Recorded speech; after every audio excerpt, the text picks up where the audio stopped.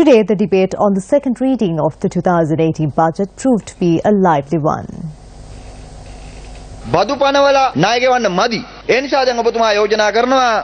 The taxes are not sufficient to repay the debt. Therefore, you have proposed to charge a special levy for debt repayment in the rate of 20 cents per 1,000 rupees on all transactions made through banks. At the end of that section, you have said this shall not be passed on to the customers. If you are not recovering it from the customer, how do you plan to collect 20 cents per rupees 1,000?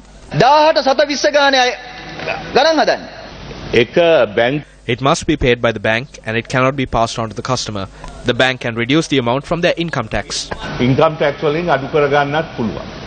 Can you assure it will not be passed on to the customer? You have imposed a tax on sugar, 50 cents per gram of sugar added to drinks. You have said this is because even children contract diabetes. However, you have removed the tax on beer. Look at the study conducted by the Colombo University recently. 84% of regular alcohol users drink arak. In most developed countries, 84% drink beer, while a small percentage consume strong liquor. As a country, we should decide what we want to do. Should we go down the path of Saudi Arabia and not allow anyone to drink, or think practically and act on it? I don't see a problem in drinking a beer. It is better to drink a beer than to drink one of those sugar-filled drinks. A 40 milliliter bottle of drinks has over 100 grams of sugar.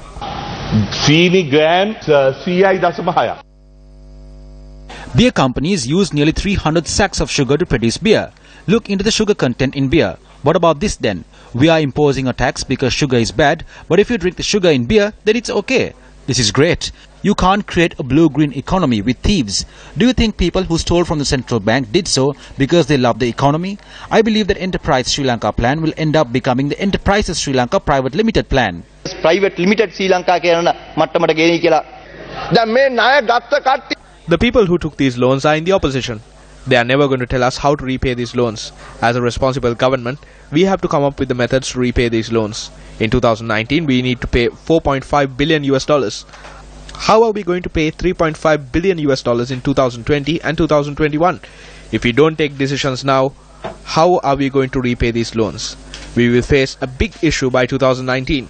With reluctance, we have had to impose a special debt repayment levy.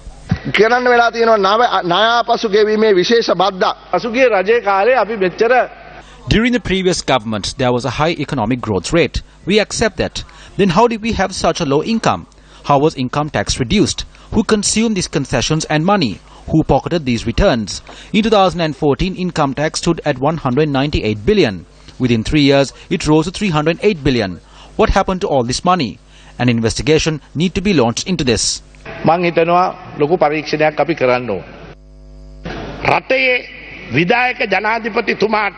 The executive president of the country says that a small group within the government are slinging mud at him for appointing a presidential commission into the bond matter.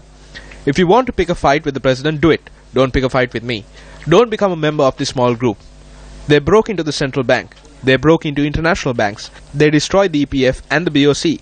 They wear suits and wait without any repercussions. High Court and the Nirupadrita inno Mantri Suma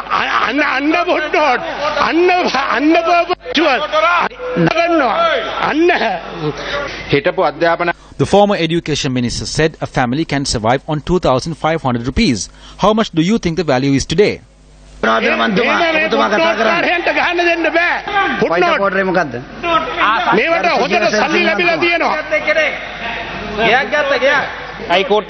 Are you levelling allegations at Mahindananda Alutgamage? He is also in a suit. Honorable Sujiva, I am quoting the news report where the president said a small group within the government is slinging mud at him. Don't become a member of this group. The president will be able to see everyone who stood up when he rewinds this recording.